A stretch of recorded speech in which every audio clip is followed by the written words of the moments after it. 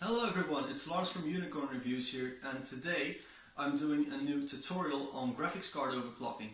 I'm going to bring you guys in and tell you guys, for the ones who are completely new to this, you may be wondering like, dude, what is a graphics card?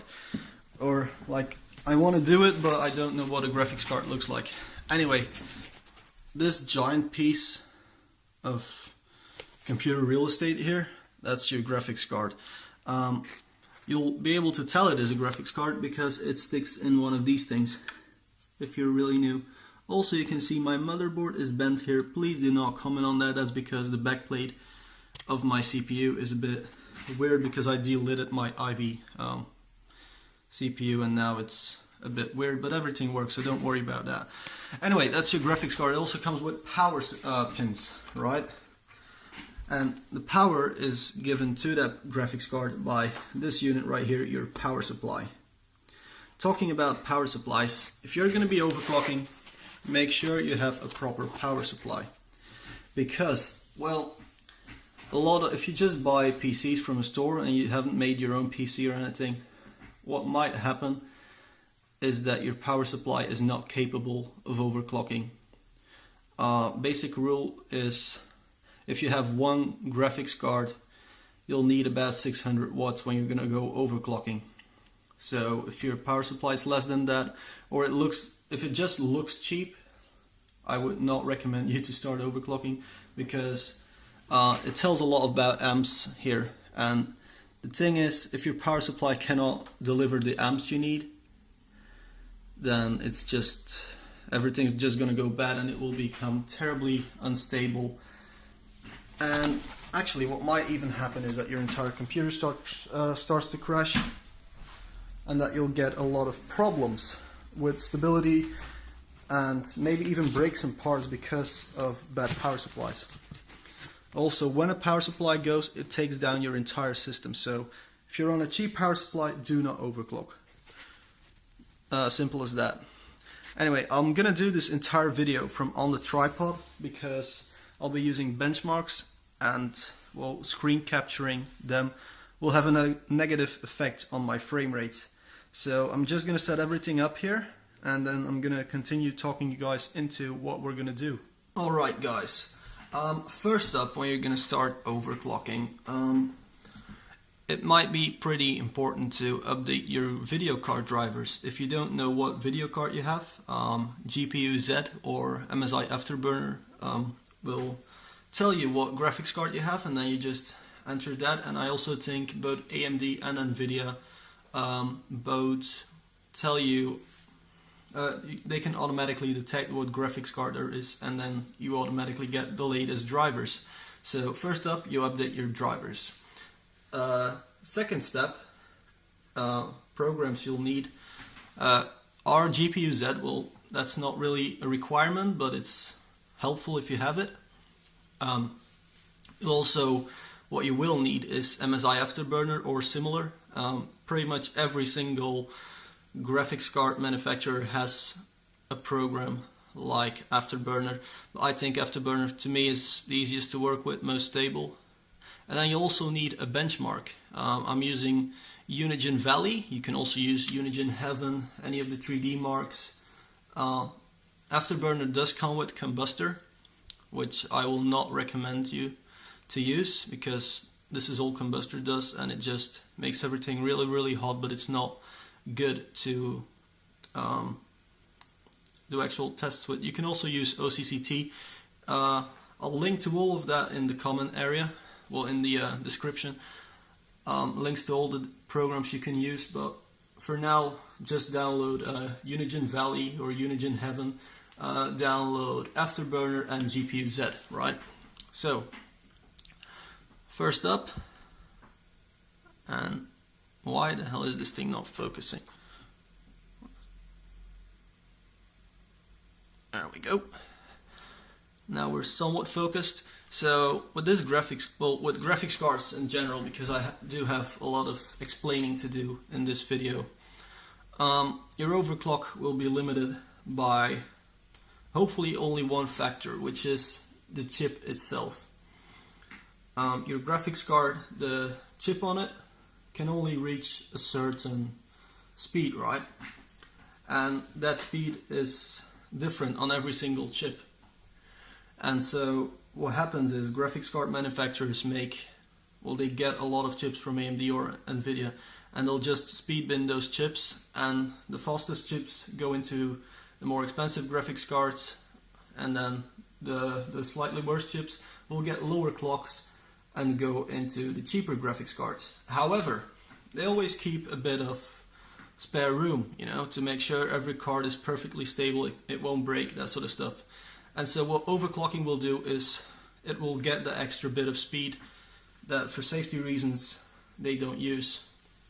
Overclocking itself, if you do it correctly, wouldn't really have an effect on the lifetime of your product. If you do it correctly, if you let temperatures get too hot, it will affect the lifetime of your product.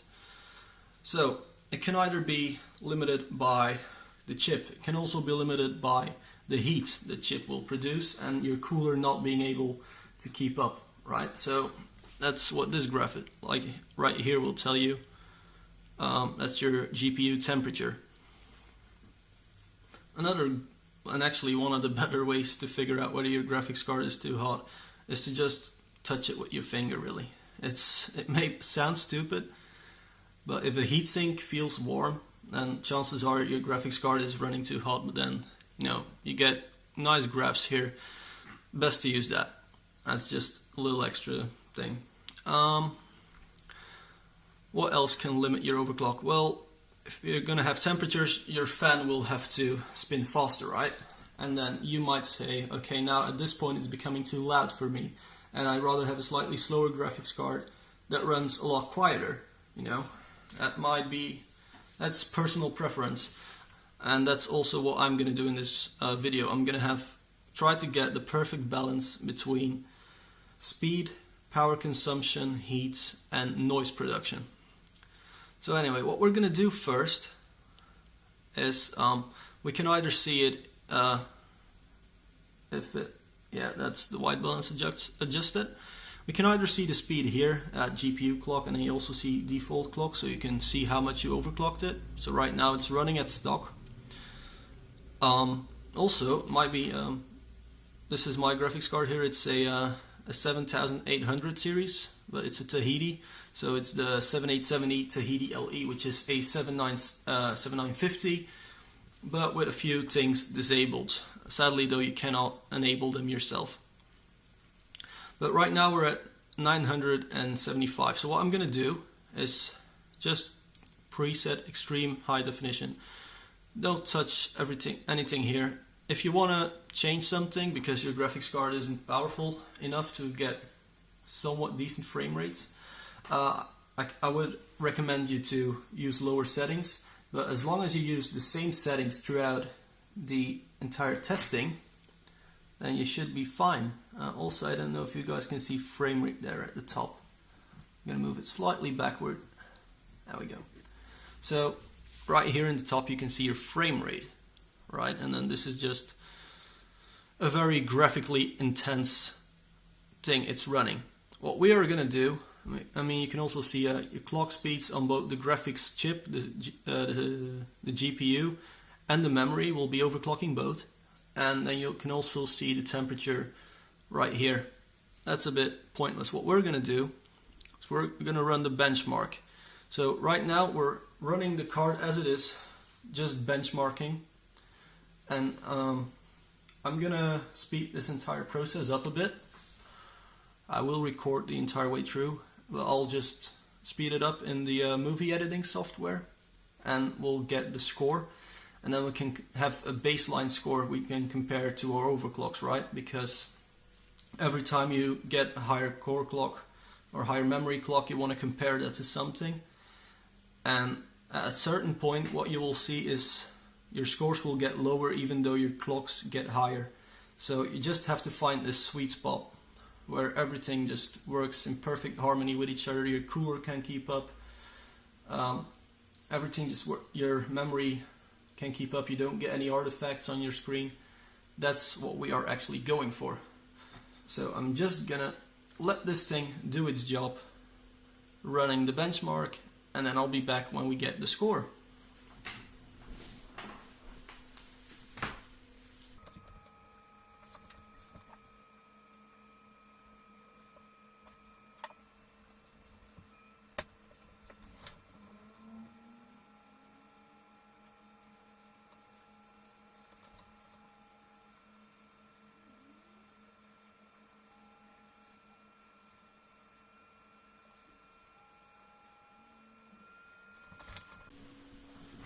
Alright you guys, the benchmark is done. As we can see, we had an average frame rate of 30.7, which if this were a game we would classify it as playable, and we also can see our score here. And so what I'm going to do is I'm going to open up Afterburner, which is, as you can see right here, and we're going to take a little screenshot, which I believe was F10. Nope. It was actually F11, I think. Not at all sure, but you can actually see that. You can set on-screen display, and then you can, I'll put it right here so the camera picks it up, the colors better, and you can just set hotkeys for that, and then you have your screen capture. As you can see, that is F11. And now we have a screenshot, which we will just open with Photo Viewer. Thank you very much. Just like this, and we're gonna give it a name. So rename it Stock Clock. There we go. So that's our stock overclock setting. What we can now do is increase any of these things really. We can also increase voltage, which is in your settings menu, and then you can say unlock voltage control and unlock voltage monitoring. My graphics card, however, does not have a chip. Alright, apparently my phone has a maximum frame size when recording. So I cannot unlock my core voltage, which is kind of sad, but as we can see from temperatures, we had a max temperature of 69 degrees here. And what I would recommend for most cards is 80 degrees is the maximum you want to go to. If you cannot, well, I can improve power limit right here, right? So something you can do is put it at 20%, just max out the power limit, and just watch out with what I'm saying here because it is a bit dangerous when you just do it like that. But what I'm going to do right now is just max out the power limit, apply that, and I'm going to run the benchmark again. So turn off all the overlays, and I'll just run the benchmark again. I'm just going to cut this part here, and then I'll see what my temperatures are now with the extra power, because obviously the more power you put through, the more heat you will create, unless you have a perfectly 100% efficient thing with no resistance at all. But then that's not really how computers work, is it?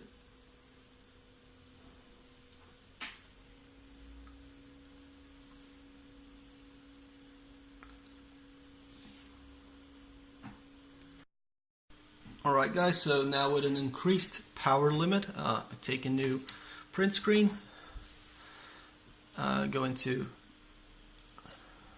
this folder, and I just say this one, max power stock clock. There we go. And I can open up this file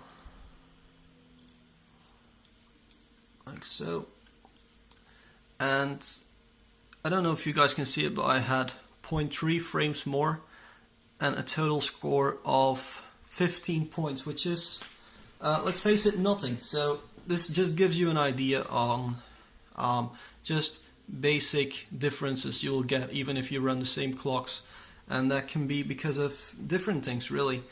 But there will be like 0.5% of difference with the same clocks anyway. So now we have two things. The temperature has gone up to 71 degrees. Now, the reasons for that is what it says is power limit. I haven't actually increased the voltage. If you do increase the voltage, you will see different, way more drastic differences in temperature. And power limit is just, it works through catalyst which is the driver by AMD, and it will only give it the power if the power is actually required. So, you know, it couldn't have created much difference there, but it's just good because now we have two baseline scores really. So what I would recommend you to do next is to go online and find a review on your graphics card, and find a review where they have actually overclocked the graphics card. And let's say in a review they said you can overclock this graphics card to 1250 megahertz. What we will then do is we'll go slightly lower, right? So we say 1200 because every chip is different and they could have had a better chip than you have, or you could have a better chip than they have. And say they said, oh, we can go 1600 on the memory. We'll then say, well, let's go 1550, right? Just keep the fan on auto. You can also turn this off, put the fan on 100%, but then you'll probably go depth with most cards. So now we have gone with, well, quite a significant core clock, right? So we'll apply that. And now in your GPU Z, you can actually see that from 975, we just gone to 1200. So that's quite an impressive increase. That is like, what is that, 20 and a bit % of increased core clock. So let's run the benchmark again and see what difference we have. Alright, so the benchmark is still running because I want to do some talking here. What's very important during the benchmark is that you look out for artifacts, which are like little white lines where there's just no rendering going on, or black lines. It can be any color, it can be green, red, purple, whatever. But you want to look for inconsistencies in the image, especially because we have just gone with a 225 megahertz step, right? So that is a massive step. You can actually see, I think, or were those birds? If you look closely, there are some little specks where the image isn't rendering properly. That can be down to multiple things. Either not enough power, but then, you know, we have maxed it out, so we cannot help that. The next thing likely to be the problem is our memory, because what happens is your GPU renders the image, it then sends it to the memory, and then the memory sends it to your screen, right? Well, that's the pretty simplified version of it. And so what's very likely to be the problem here is that our memory cannot keep up. However, score-wise, we can already see we've gone with quite an increase in frame rate, quite an increase here, and almost 20%. So it's not like if you overclock your graphics card 20%, you'll have 20% better frame rate or scores. It's not like that, but you can see quite a serious increase here. Also quite bad artifacts. So we're going to turn it off again, and what I reckon is the problem here is the memory. Obviously I know the problem is the memory because I've done this before, right? But for you guys, you'll probably have to figure that out a bit. Also with the power, what you can also do is go in, what we're going to do now anyway, is we're going to go in really small steps, right? And I, for example, know the highest I can get out of it is 1525, but you guys don't know that, so we just change it a little bit. You get this new file here, which we'll rename 1200-1550, which is core followed by memory. And so we can now, if we open this one and we compare it to stock clock, can already see quite a difference. But then we have gone with an incredible increase in clock speeds. It's much better to go in 5 megahertz steps here, just for safety reasons. Just going 5 megahertz steps, going the smallest steps possible. So you increase a little bit and you keep increasing in little steps. So little step, run the benchmark. If you see any artifacts, you increase the voltage or the power limit a little bit. but I'm just going for a maximum possible overclock here, so I just maxed it out already. You can see temperature now has gone up to 74 degrees, so we're already 5 degrees warmer. That is 6-7% of extra heat. I can live with that, especially because fan speed hasn't gone above 44%, so it's still really relatively quiet. So now let's run the benchmark again, which you can do by pressing a hotkey, or you can just press benchmark. And then I'll be back with you guys when I'm done with the benchmark. Alright guys, we're approaching the last part of the benchmark, and we can still see some of these little annoying artifacts. So what I'm gonna do, and what you guys should do, is overclock only one thing at a time. You only overclock the core and your shaders, which is mostly locked together, and then when you're done with that, you're gonna overclock your memory. So I'm gonna set it all back. Also, I think 1200 was maybe a bit optimistic of me. Quite a bit optimistic of me. And what I'm going to do is I'm just going to constantly increase and decrease variables until I don't have any artifacts and that I don't have any problems. And so, having done all of that, because I'm not going to make a 5-hour long video here. This is a different profile I have, and this is a stable profile right here for me with no increase of power limit, and this will not give me any artifacts, right? But let's say I do want it at, actually no, I'm gonna purposely make my PC crash for you guys, and also my card itself will only go up to 1270. So this will probably be the maximum possible. However, I think it's very likely that my PC is not going to do that, and what we can see straight away is that my PC just crashed because of it. Now that's not a big deal. I do recommend you though to have all your programs closed before you do that. And as you can see, Unigine has stopped working because our display driver has stopped working. That's all down to way too high clock speeds. Right, so we just reset everything or load up the proper profile again.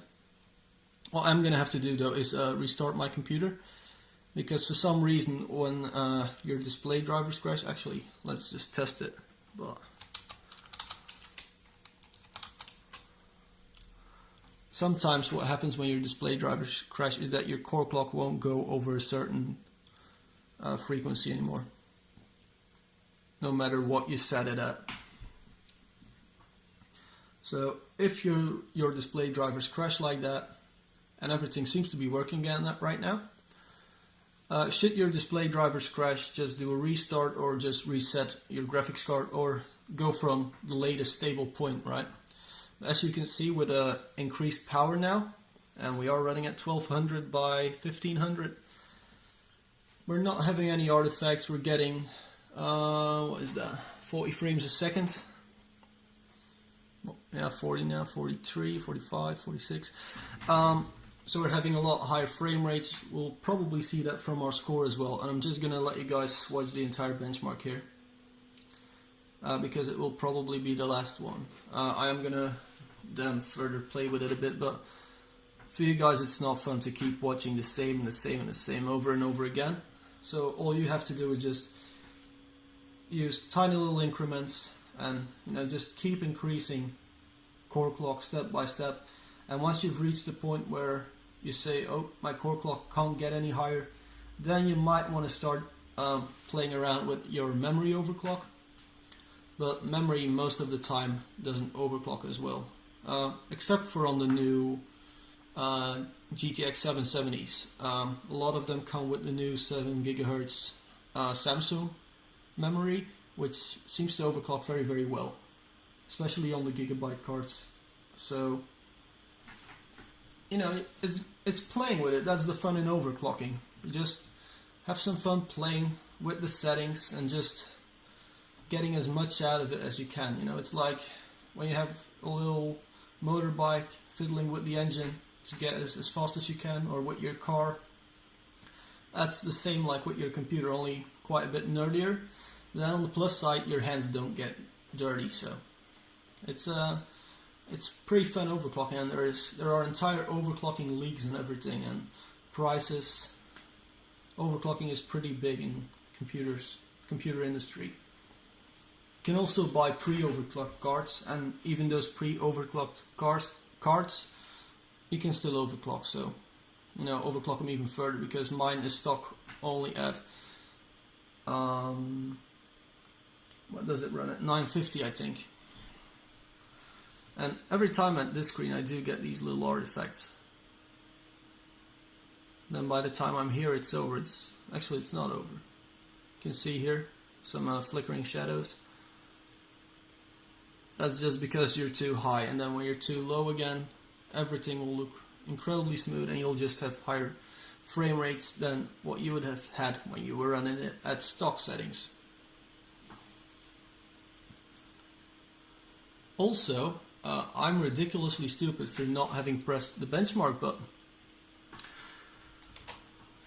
So I can watch that very long if I haven't pressed benchmark, then So this is my best profile, and just like that you can Afterburner will tell you your temperatures, how much you have been using it. What you'll also see is when your graphics card is really unstable, you'll get these drops in usage. You might even have drops in core clock.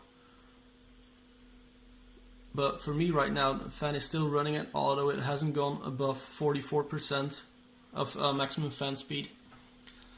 So I'm pretty happy with this overclock, right?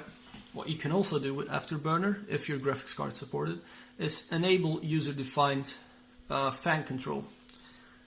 This will enable you to either completely screw up your graphics card, or like what my profile is like. I run it at pretty much no fan speed at all until it reaches about 50 degrees. So in idle, I don't know if you guys can hear it right now, but my PC just got a lot quieter. However, when it reaches higher temperatures, it will spin up again. And so this is now my final overclock. For you guys it will take a lot longer, because I already have done all of it, so I know what to say to you guys. But it's just a lot of increasing, decreasing, playing with the voltages a bit, seeing what temperatures you are getting. Just like that, and you'll have some fun out of it, and you'll get a good feeling by having achieved a lot of extra performance for no money at all, really. Because what a lot of people say is, why overclock your graphics card? Just buy a new one and you don't have to worry about it breaking, for example.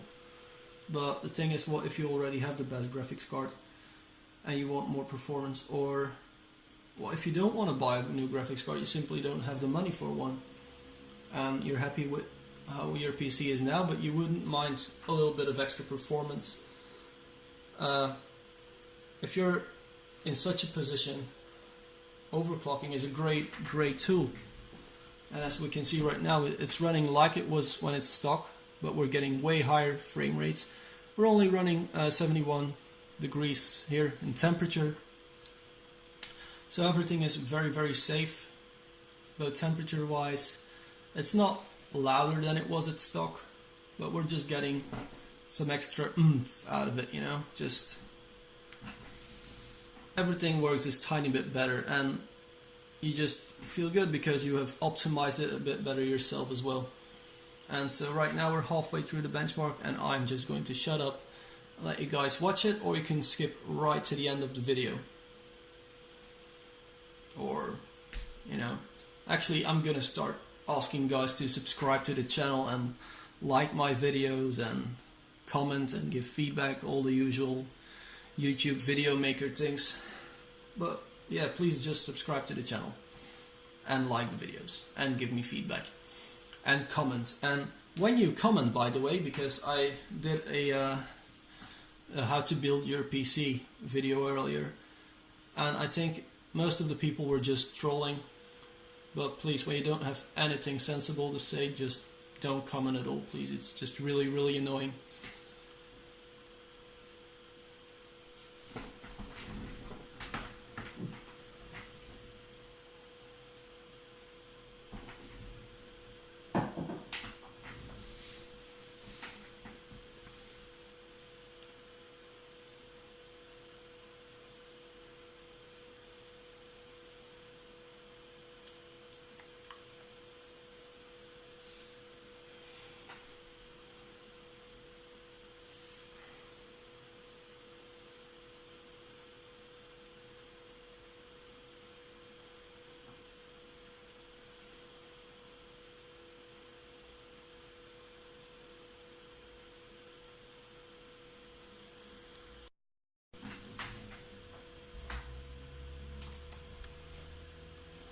Alright, so we now have our new score, our new frame rates. I took a print screen, and now I'm just going to exit our benchmark, which is free. Everything, all the programs I used here are free. As you can see, it's done working, everything. You know, the fan goes down again. It's no longer as loud. And now actually I didn't take a print screen, but what we were getting was 34 frames a second compared to our normal 30 frames a second. So 4 times 3, that's 12% of extra frame rate we got here, and probably also about 12% of extra scores. We also had higher minimum frame rate and higher maximum frame rate. Temperatures didn't increase too much, and we just have a good overclock here. We're running it at 200 megahertz faster than this card normally does.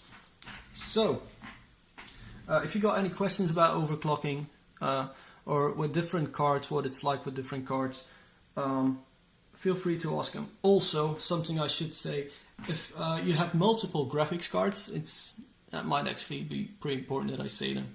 Overclock the cards one by one, right? And the card you see is the best card, so the highest clocks possible. And well, actually what you do is different. You overclock both cards, right?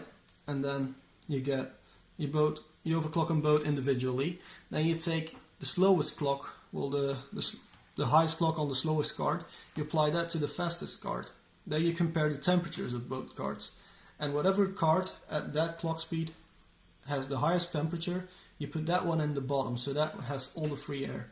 And then the better card, which is the coldest card, you put that one in the top. So that may have been important for me to tell you when you're using multiple graphics cards. Anyway, thank you very much for watching.